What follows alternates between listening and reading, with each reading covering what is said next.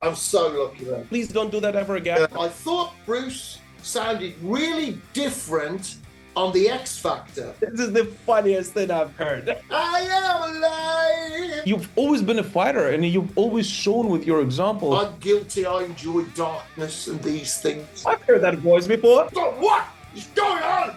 I don't like this.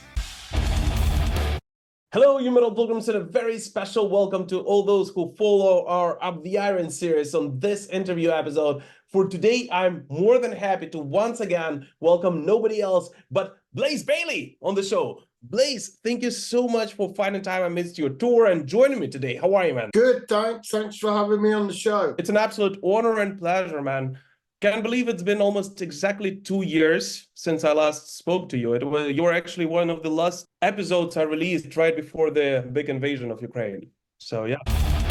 Blaze, of course, the biggest news about the Blaze Bayley world these days is the release of your new studio album, Circle of Stone. So first of all, congrats, it will be out. Wow, you've got the vinyl already. That's awesome. I'm here at the signing today. All of the pre-orders that my fans have ordered, I'm signing them, and this is the finished album. It's a gatefold, and what we have, instead of printing on the dust cover, then we have a booklet here. Nice.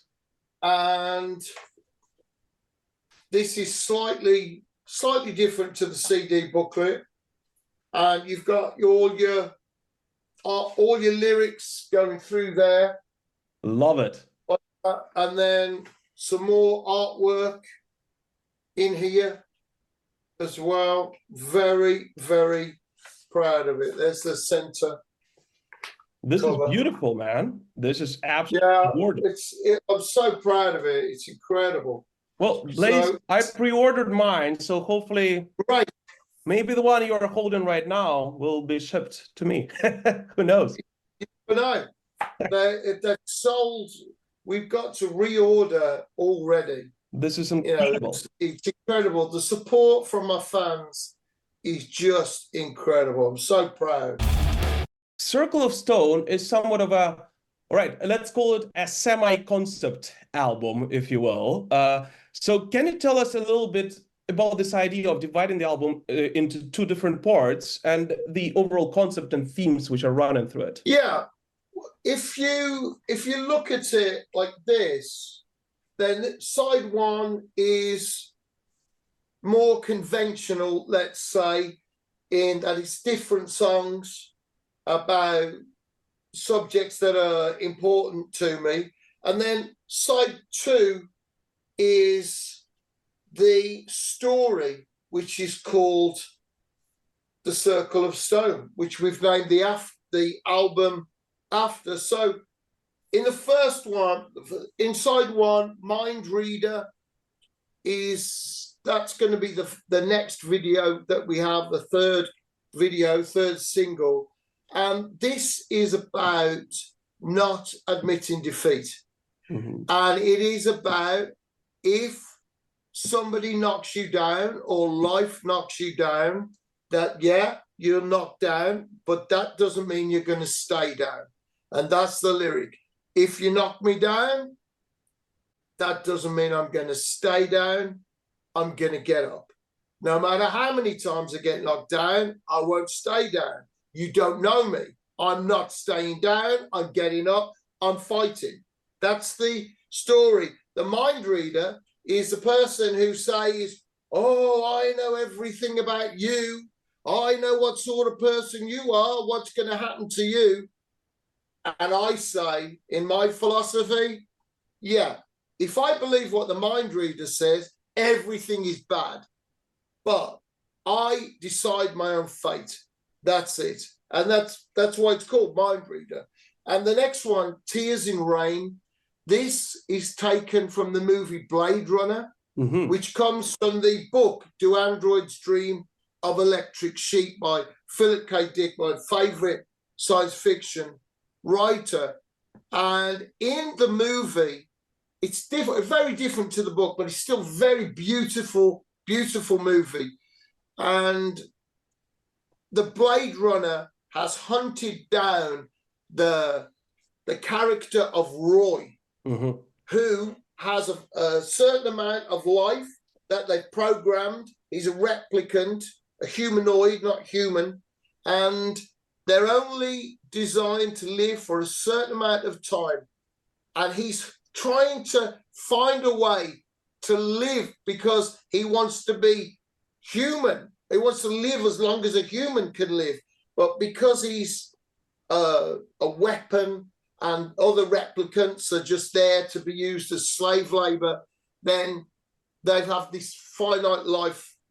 And he's trying to find it. And in the end, his final scene is so tragic and beautiful because the man who is hunting him and trying to kill him, he actually saves his life at the final moment. And you can see that even though he can't extend his own life, though he wants to live, what actually happens is that's a moment of absolute humanity and compassion, that he saves the life of the man who's trying to kill him. He saves him. And then he thinks of his own life and he's holding a dove, and his line is, all of these memories will just disappear like tears in rain. And it's a thing that those of us who like this film or love this film, we often say that. And you know, if somebody says like tears in rain, you think, yeah, it's from that film. And it's been with me a long time, that line. And as we were writing, it just came out. And then Chris Appleton had something different, really, to what we usually do. And it was quite a simple thing, but very urgent. And it just seemed to fall together that it was Roy's story about trying to find a way to extend his life and go against what was written. His absolute fate was confirmed when he was designed and built. Right, these models last 4 or 5 years, that's it. And there's no way to change that. And it's a tragic, melancholy, beautiful story. I'm guilty. I enjoy darkness and these things, you know. So that's what it's about. And it just turned out great. Then Rage, this is the video that came out today. Yeah, the song that came out today. Very proud. We did an animation with Ash from Hot Frog. And we said, you know, it's a legend, a true story from the Welsh Prince Llewellyn back in, is it 1500? And he is going hunting and he calls for his favourite hound. Get it! And his hound doesn't come. But he goes hunting anyway with his other hounds. And he comes back from the hunt, and there is Gellet, the hound. And he sees blood around Gellet's mouth. And he goes to find his baby son, and the crib is overturned. And he says, blood around his mouth, the crib is overturned, there's blood on the nursery walls. And he thinks the worst, that his hound, his favourite hound, has killed his baby son. And he takes out his sword and he plunges it into the heart of the hound. And then he hears the baby cry. And he goes, and there's the baby underneath the crib that is overturned. And next to the baby is a dead wolf. So the reason that Gellet didn't come when he was called, he was fighting to the death with a wolf to save the baby son of his best friend. And it's the terrible thing of losing your temper, blind rage, not thinking, making a quick decision, deciding that must be true, because that's what it is, without giving yourself the time to go, what's happened? What's gone on here? Let's find out what's really happened. Bang! And, you know, in my own life, in my past, I have regrets of things when I just rushed to judgment, I decided something was that way. Oh, man. And no, it wasn't that way at all, was it? So when this legend is something I think very, very sad, but also it's a lesson as well that, you know, anybody, you can, I'm guilty of losing my temper, man. I'll tell you, I'm a different person now to I was 10 years ago, but it can happen to any of us. And then the year beyond this year, and here's a spooky thing. All of these songs were finished before I had a heart attack. And this album was finished. We didn't say anything about it, but this album was finished the day before. On Friday, I said, okay, and I approved the final master. And on Saturday, I'm sitting at home, I had a heart attack. I was 10 minutes from death. So the year beyond this year is coming back when you know it's a long road to get back or to get where you want to go. Okay, we're in a tough situation, but you know what? Maybe it's not this year, but maybe it's the year after this year. And I wrote this with Luke Appleton, and I had this phrase, the year beyond this year. I said, you know, there's something to that. And it became this song of hope and of personal empowerment that, okay, if it doesn't happen today, if it doesn't happen tomorrow, but you know what? We're going to get stronger. And by the end of next year, we're going to be strong enough. And by that, then we'll be on our way, man. So that's what it is. That it's about, no, I might look like I'm broken. You can't break me. That's what the idea, the sentiment of the song is basically this. You can't break me. And however tough it is, no, I will come back. Might not be this year, but next year I will have a go. And it's unreal. It takes a year to get your strength back from heart surgery. So to go the year beyond this year, and that to be written before, it's very, very unusual. I think very spooky. And there's a lot of spooky coincidence on this. So the ghost in the bottle is, these are the things that you upset yourself with and let yourself down with. The ghosts of your past that haunt you. You know what? Mentally, if you could gather them together and put them in a bottle and look at them and go, actually, you all fit in a bottle. You're not so tough. I can get on with my life. And that's what it is. So that if you can still find the strength to dream, to wish, to be hopeful that perhaps good things can happen. Because I've been there when I felt hopeless. And I thought, nobody wants to listen to me. I haven't sold a ticket for the show. I'm losing a ton of money on the tour, everything like that. I've been there, man. And to where I am now, where we've got the biggest pre-order ever, where we've just come back from a sold-out tour of Spain, and we're going to Ireland, and the tickets are selling out for it. It's unbelievable to think I would be there from where I was 10 years ago.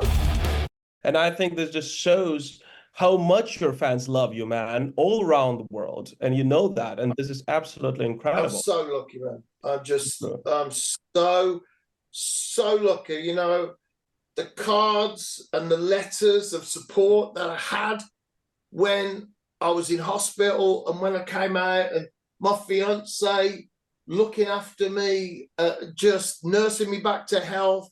And here's a spooky thing. This is before my heart attack. Then I took this before I decided an album title or anything. I wanted something really mystical and special when I proposed to my lady. And I said, I'm taking you to lunch. But in fact, I took her to Stonehenge. Yeah. Wow. So, this restaurant's a long way. I'm going, yeah, shut up. I'm going, yeah, we're on our way. So, and we get there, and at the heel stone of Stonehenge, that's where I told her she was yeah, I told her, you're with me. No, I didn't. I said, will you come with? This is it forever. And she said, yes. I'm, very, very happy. And of course, I got a postcard from Stonehenge and the little thing. And we've written the song, I think. We're already writing a song, Chris and I. And I'm looking at what we're going to call the album, Blaze. And I'm saying, I think it's going to be Circle of Stone, because the mystical journey of the character in the thing. And I found out later, my fiance I knew had Scottish heritage, but her clan, her ancestors fought at Bannockburn against the English to free Scotland. That they beat the English and kept Scotland free. And it's like, wow, that is because all of it's about the ancestors as it is coming up. And so the second part of the album is called it's Circle of Stone. It's the single. It's also the title of the album. And those 6 songs are about a homeland that your ancestors were pushed from, taken from your ancestors. You've been moved off, and in your dream, what is happening, the voice of the ancestor from the dream world is saying, can you see our homeland?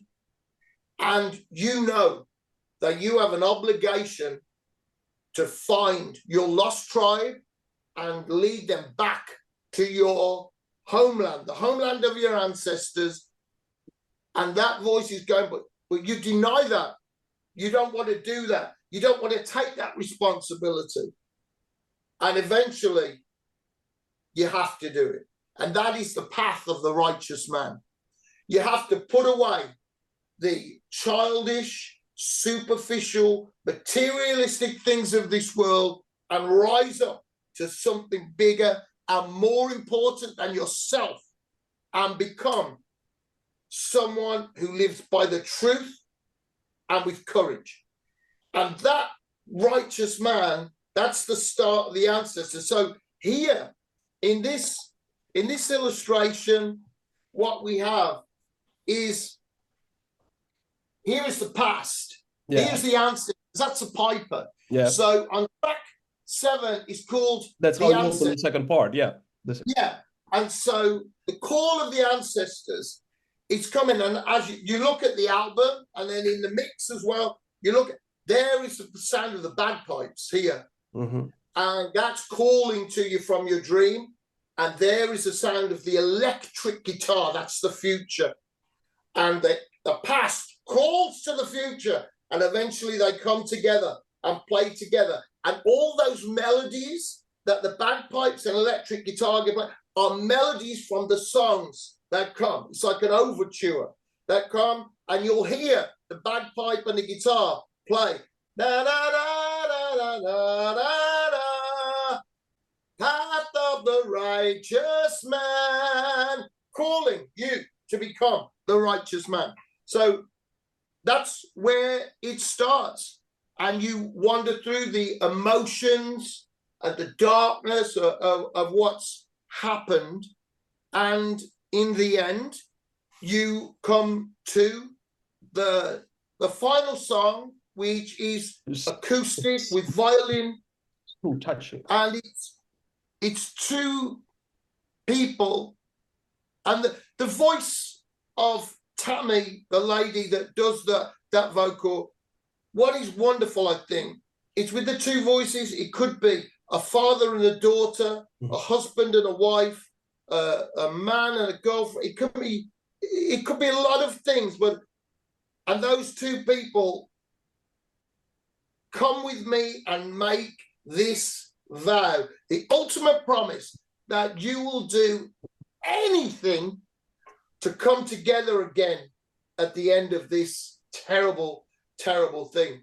So it's a lot. I won't say that I haven't been affected by what's happened in Ukraine, because it's deep. It has affected me deeply, because of course I visited Ukraine. I played there. I had incredible time. The hospitality of the people.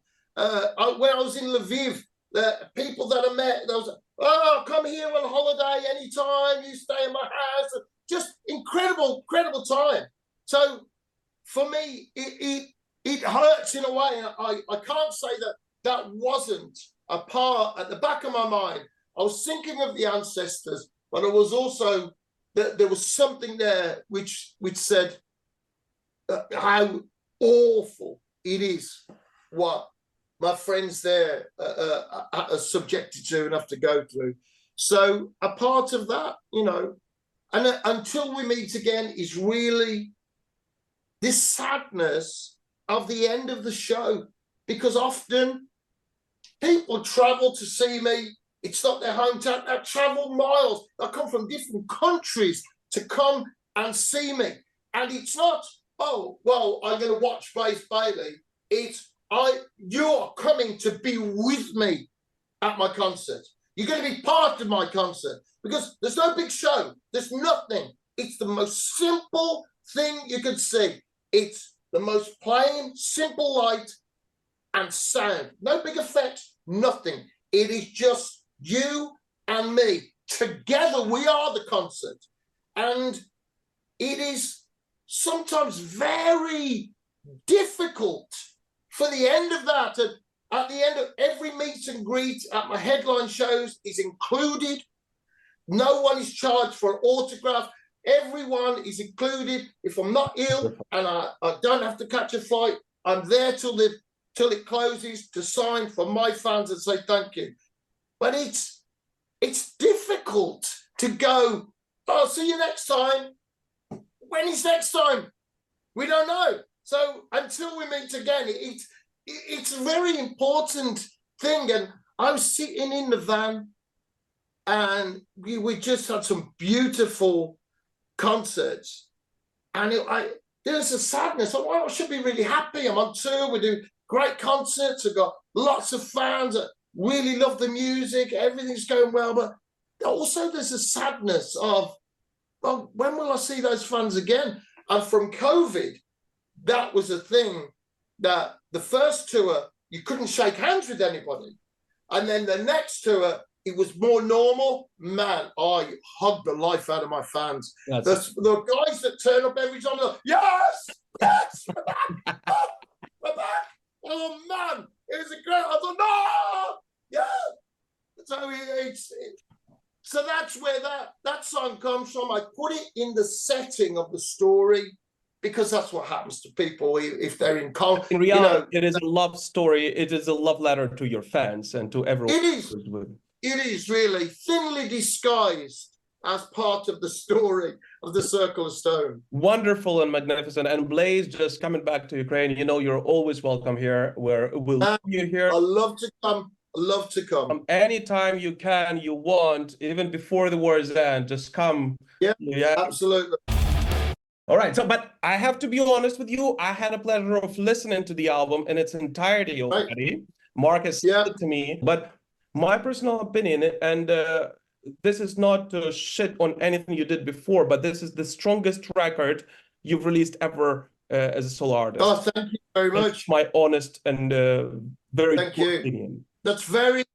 It's very encouraging that I'm 14 albums now, studio albums in, and I'm doing work which is getting better. That's really encouraging because I'm trying to be better. And also on this album, I was very careful with the lyric to keep it simple. Whereas on my trilogy, there's if it needed to be complicated, unusual rhymes or different phrasing. On this album, I wanted the lyric to be simple all the way through. And the heaviest song, musically, Absence, has the most simple lyric. And it's a beautiful track. It's a passionate lyric, and it's an unusual arrangement as well. So I wanted to keep it simple. So for you to say that you think it's the best is fantastic for me. Talking about Absence, I honestly think it is a perfect mix of this old school heavy metal and new style metal. And regarding the album itself, I feel like exactly what you said. It is not overloaded. Even the conceptuality of this album doesn't weigh on you constantly. You're immersed in the story, and even though the first part of it is different, theme-wise, but there is still a general theme musically that is running through the entire record, which makes it coherent at the same time. So I listened to it in one sit through and, immediately put it on repeat right away because I absolutely loved it and absolutely enjoyed it. So that's great news, man. I'm so happy. I'm so relieved, really. I'm so relieved. And I think Chris and Luke will be relieved as well because you're so close to it. And it was challenging to make it because you're in a place where you're searching for something that you cannot see, you can only feel. And it's difficult to trust your feeling. Doesn't feel right. We have to change this. Doesn't feel right to me. And guys are going, well, that's how it makes sense. I mean, it doesn't make sense to me because it doesn't feel right. It's like, and you can see them. You can see them go, oh no, what's he on now? Man, what's the and I'm like, no, it doesn't change there. It doesn't change there. Teddy's here and it does this and it does this. So it was tough. You're raising actually a very interesting point because I think with the abundance of new music and with it being very accessible today with Spotify, YouTube music, whatever, you name it, right? There's literally an overload of new music that fans actually do tend to lean towards, authenticity, and they feel when a person who is releasing that music is real, that it actually comes from the heart, that it actually part of what you believe in rather than just a commerciality of you releasing another record just because you have contractual obligations and that's it. Well, we're independent and we're fiercely independent. Me and my team, then it's our own label and we do everything ourselves. And that's a lot of hard work sometimes, but we do what we want. And I'm so lucky that as an artist, my manager, it supports my artistic vision. When I said I want to do 3 albums in 3 years with 3 tours and 1 story, he just said, that's a lot of work. And that's it. He didn't say it's too tough, it's impossible. No, that's a lot of work. And with this, we had it, and he said, what's the first single? I said, I don't know, you'll have to tell me. I'm too close to it, I don't know. And he goes, well, I think it should be this, Circle of Stone. And I think we need to have Rage as a single, but it should be animated video. Because of the legend and the story. It's too complicated of a story. Yeah, so that's what we did. And I'm very lucky. And also what we try to do is where we can, we work with independent venues. So we're independent. We go to an independent venue and we just try and work it out so that we can both, benefit from it. And we'll go, you know what? We'd like to come back next year. If the sound is good, they care about the sound, if they respect the fans, because I must do that meet and greet. If I'm well enough, if there's no COVID, I must meet my fans. And then if that works, we'd like to come back. And that's how we've managed to keep going, I think. And you've also invited a couple of guest musicians on the album who are somewhat carrying out the specific themes and parts on it throughout the record, and especially on the second part of it. So was that necessary to invite those for those specific themes, or was it just like nice to have friends on board?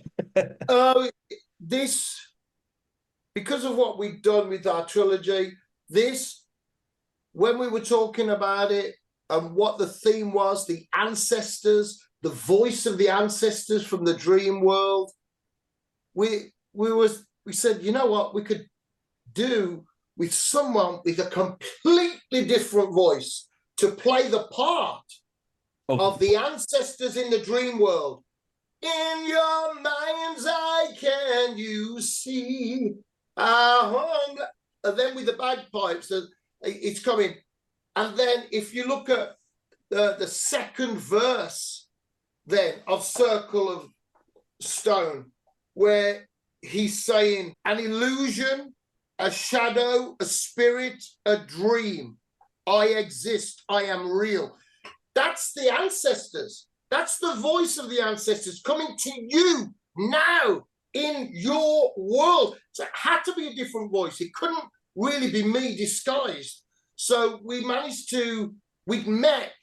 Nicholas from Wolf at a festival in Netherlands. We were sharing a dressing room, which I hate sharing. I don't even like sharing a dressing room with my own band. So we were sharing a dressing room with two more bands. So what is going on? I don't like this. And then, of course, lovely guys, great players. We started talking. We got on great. We ended up swapping numbers and everything.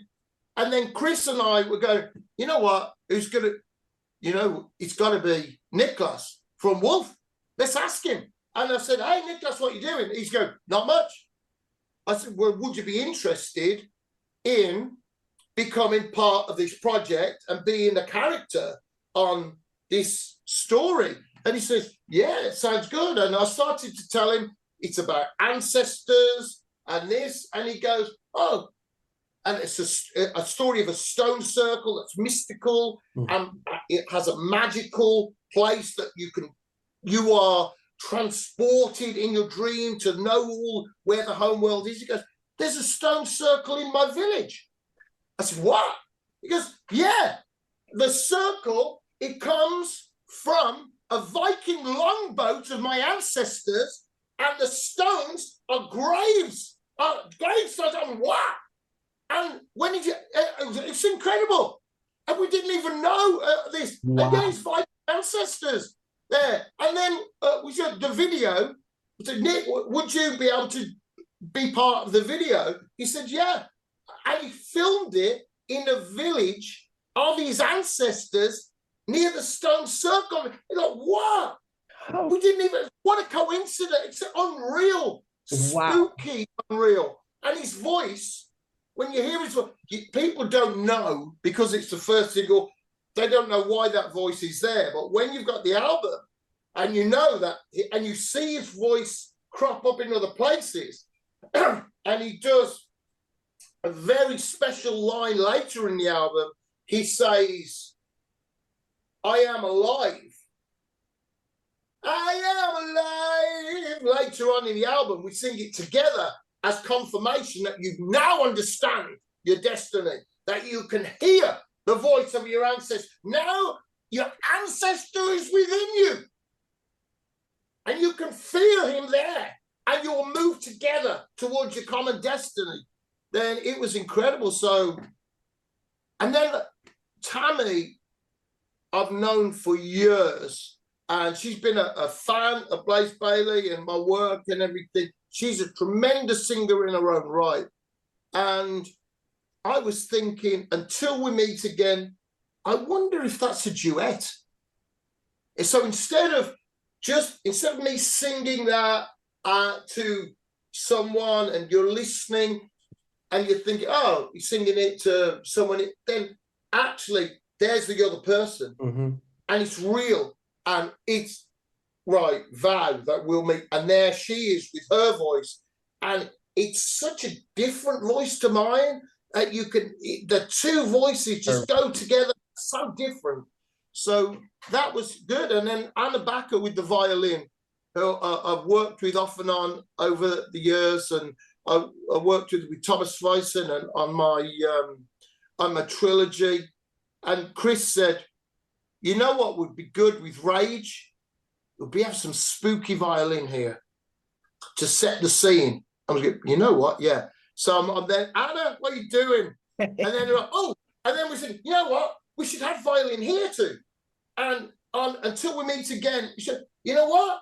That should be the violin, because it's a traditional instrument, and the way that she plays, it's so emotional. The way that she builds up, oh man, it's incredible. So you put it together and you forget about it for a little while, and you come back here. oh, it's incredible, really. And you know what? On my trilogy,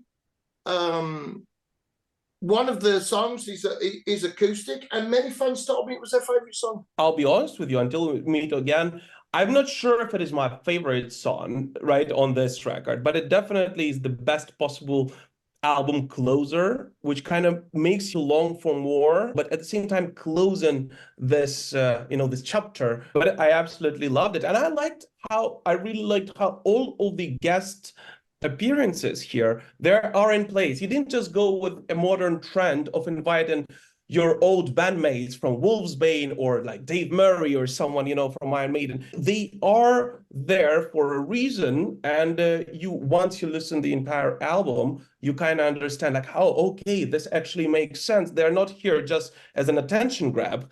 They are here as a part of the musical story. Yeah, it was nice that side of things fell into place. And we didn't know, I've seen Tammy perform and I've heard her, but I never worked with her.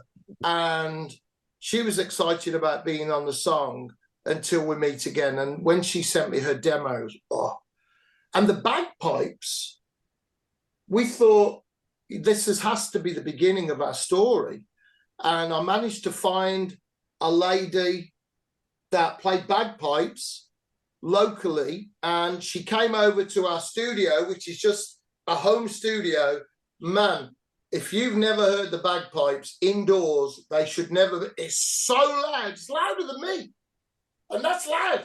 So it's just, and there are only 9 notes complete on the bagpipe, and we had to work out the melodies from the album that for her to play, and she learned them all for us. It's incredible. And you know what happened? As the bagpipe is in the room so loud, then something happened. It's such a magical instrument, and it's so old in its design and everything. Something, the way that vibrates, the energy that it puts out, that Chris and I looked at it, we're going, wow, what is it?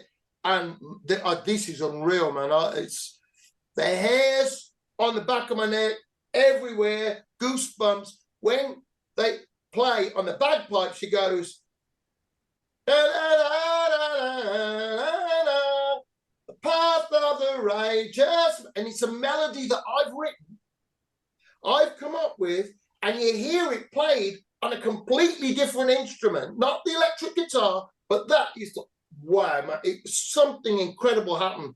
And I think that's when it was at that point I thought we knew, you know what, this could be very special. This is very special. A little bit later on, after that session, and we were, wow, that's incredible. Chris goes, I wonder what it would be like with guitar. And I said, what, acoustic? He goes, nah, electric. Nah, nah, nah, nah, nah. And then he's playing against the bagpipe, and it's just incredible for me. So, things felt, at that point, things felt magical. And you mentioned that yourself, that you finished recording an album just a day before your heart attack, which, by the way, you really scared us, man. Please don't do that ever again. Yeah. That was really scary. But how do you think, and obviously it did not affect the album, that incident, but how did, if at all, it affect and influence your perception of life, of your musical journey, of your legacy? And did it change the way you live your life today at all? Well, the biggest thing is the diet. Part of the reason I got into trouble was I didn't know I was diabetic. And in hospital, they kept saying, are you diabetic? This was before the operation. And I said, not that I know of. And then one of the nurses said, well, let's get you tested. And I was diabetic, so that contributed towards my heart attack. So I got to change my diet because of that. Part of the problem, I had massively high cholesterol and triglycerides. I've got to change my diet because of that. I'm on lots of medication now, which really if I'd known, I should have been on before. I may not have had a heart attack. But as I've always been trying to make the next record. I've always been trying to make a meaningful record. If not, when we did the trilogy, somebody said, oh, it's going to be difficult to better this. And Chris and I said, we're not going to try and make a better record. We're going to try and make another interesting, powerful, passionate, emotional record that is interesting and means something, has truth in it, and that has a melody in it, that the instrumental is part of the journey. We don't just whittle away. What we do is we go, right, what do we do here? How does this melody on the guitar, this instrumental is as important as the vocal, but the vocal is the most important thing. But this is as important because it's a part of the journey. This is taking you now. Okay, now I've told you, now listen to this and you will feel what I'm saying.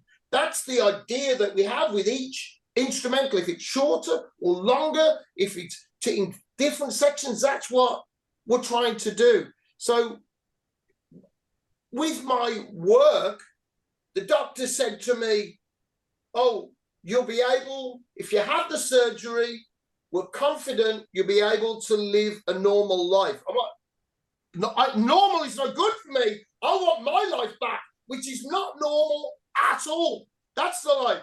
And when they were taking me in, the doctor said, he was a professor, actually. I was very lucky that came to look at me the first time. And he said, well, you can have the surgery, or some people choose not to have the surgery and try and get better without it. He said, those are the people that believe the world is flat. And I said, well, doctor, do they fall off the edge of the world? He said, yes, they usually do. And he said, when we open you up, we can fix anything. So I said, well, that's what I want. I said, I've got to get back to work. I can't leave it like this. I have to get back to work. I have to see my fans. I've got to get back. So I was very lucky. And I had the surgery. It's a quadruple bypass. And I was able to get back. And we had some shows that hadn't been postponed, that was still in for October. And my manager said, I really want you to try these shows. Okay, if you can't, if you feel, but I really want you to try. I think you could do it. And I said, okay, I'll try. And I was very nervous, anxious at the first one, small show in Bridgewater.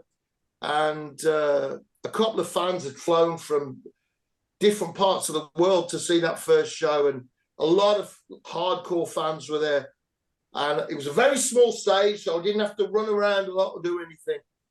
And I sang well, and I got to the end, and I'm like, yeah, I'm okay. And I had 5 days then till the next show. And that was a bit, okay, I've got a bit more. And then it was 6 shows. Okay, I'm coming back. And then I had the Wolfsbane tour, 12 shows.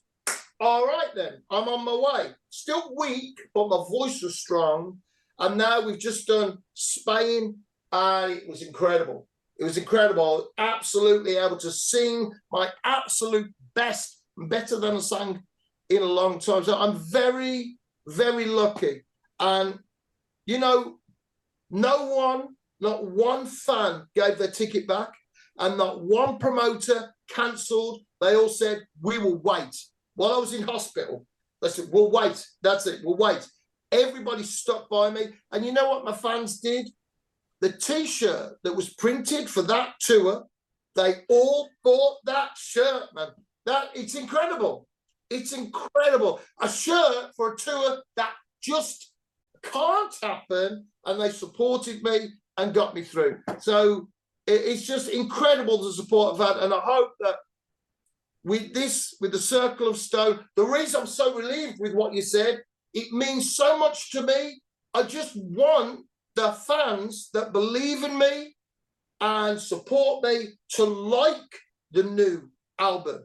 You know, if they say they don't hate it, I'll be pleased. But for you to say you like it, I'm absolutely, man, I'm over the moon.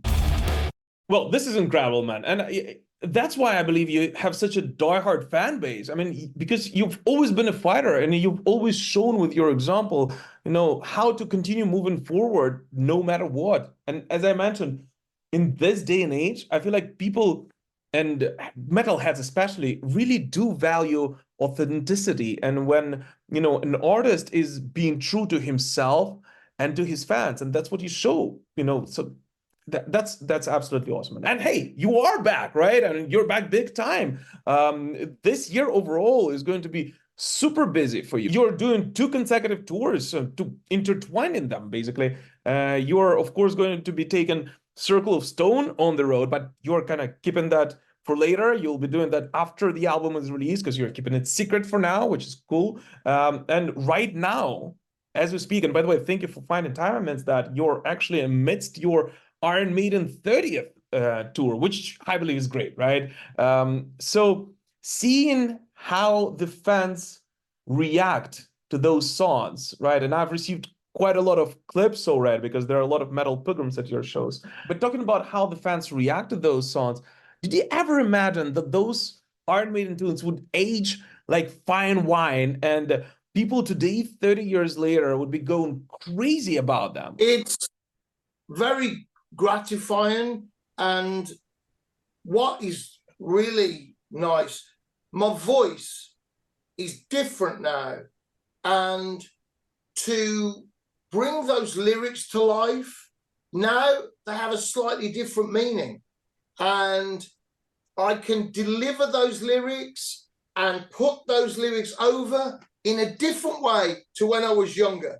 So as an older, more experienced man, I can tell the story within those lyrics and those songs a lot better than I could when we were recording in the studio and even on the tours, because my voice has changed. I've learned so much more.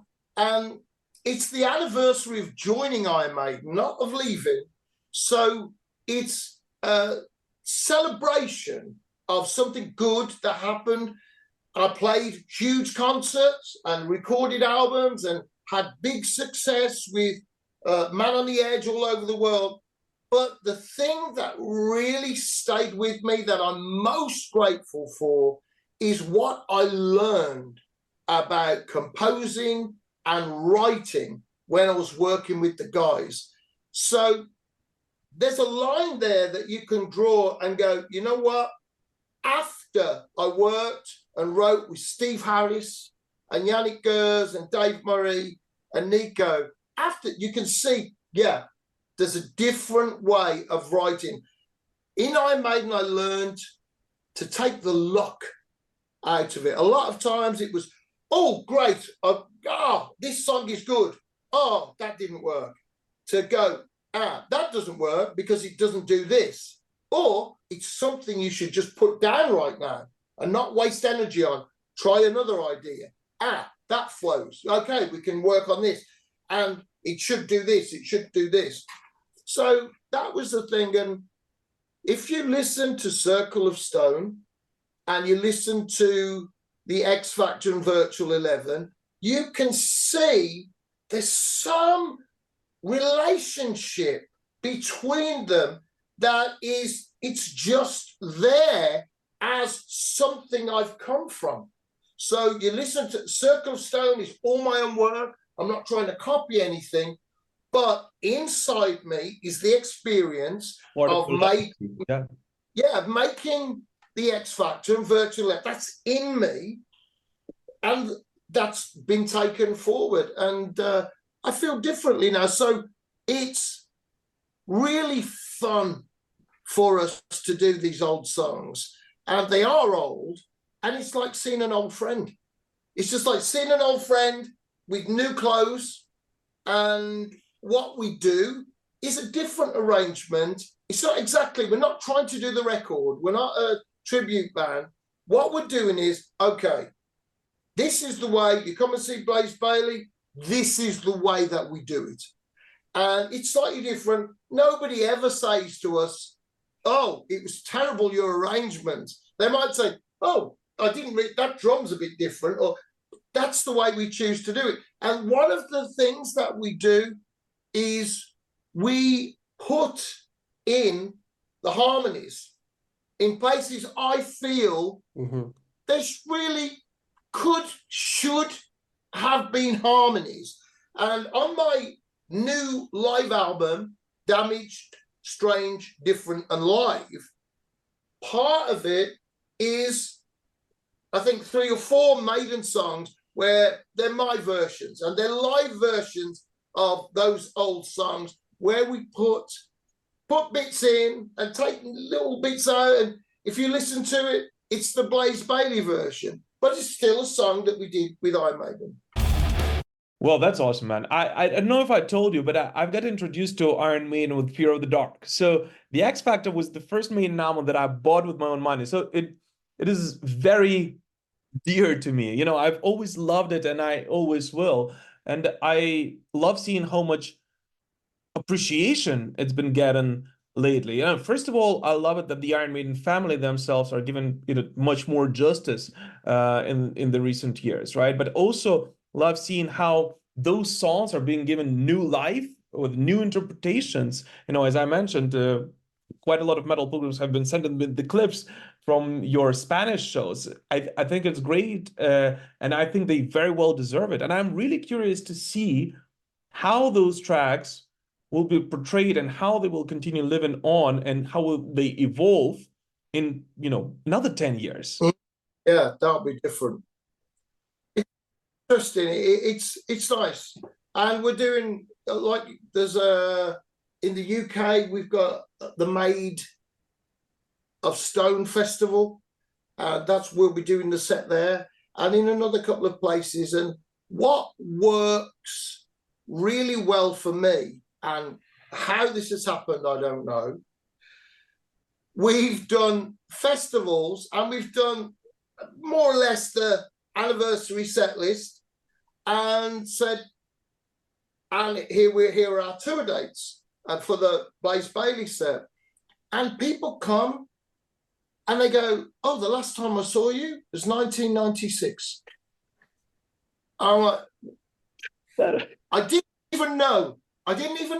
They go, "Well, here's my tour." And I go, "Oh, I'll come and see you." And they did. And it went really well. So a lot of people, fans that would like me or will like, they just don't know what I'm doing.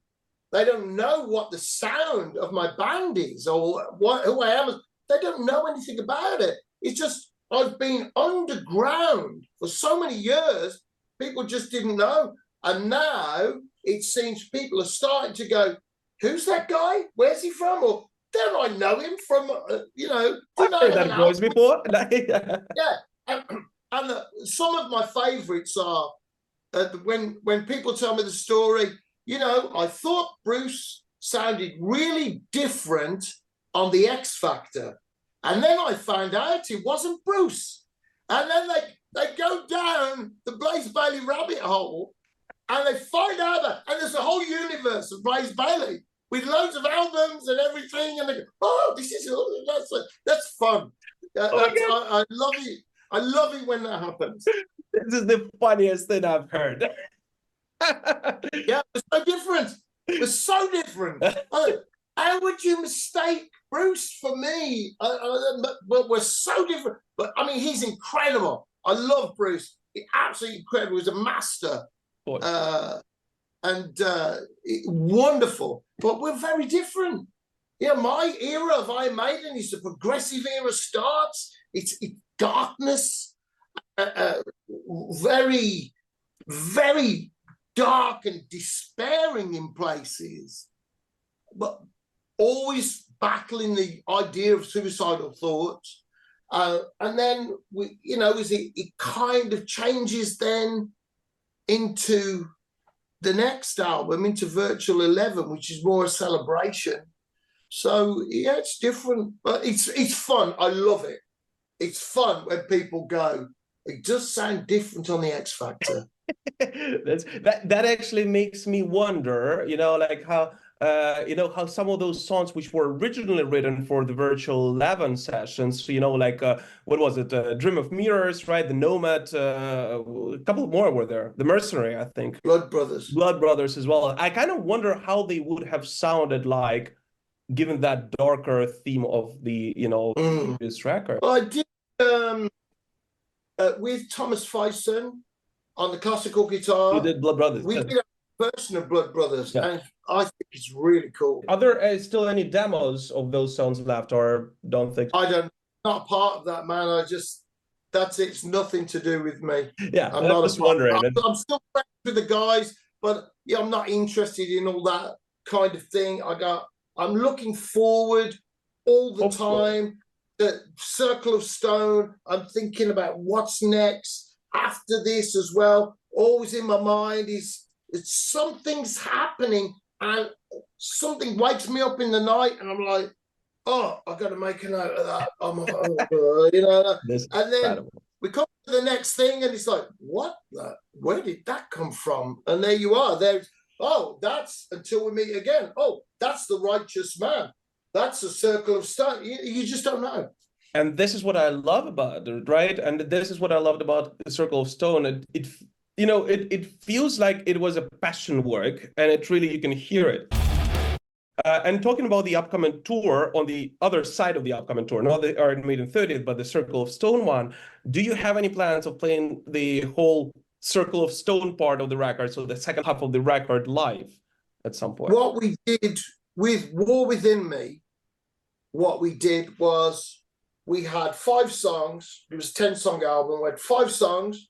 We chose, we played those. And then later on, in the next part of the tour, when we were going back, then we played the 5 that we hadn't played before. Mm-hmm. So I'm not sure if that's what will happen on this. I think, once again, the second half is very cohesive and very, it flows very well. So if you find a way to integrate it as a whole unit into the set list, it'll be absolutely incredible, Blaze. Well, Blaze, I can talk forever. You know that already. But we've been talking for more than an hour, and I guess we have to end somewhere, right? So, first of all, thank you so much for joining, man. And any last message for the fans, both old and new, anyone around the world? Thank you, everybody, so much for helping me, supporting me with my coming back from a heart attack. And I just hope that you like the album. Please, if you can stream it and buy it. So that's what I say, because it does help us. Streaming does help us. And please tell one person that doesn't know about Blaze Bayley. The most powerful thing is you saying to someone, have you heard this guy? That's absolutely awesome. This was Blaze Bayley, and Blaze's new studio album, Circle of Stone, will be out on February 23rd, is it? Right? So make sure to not miss it. Blaze, thank you so much. As always, a pleasure talking to you. Keep rocking, my friend. Thanks, man. Thanks for having me.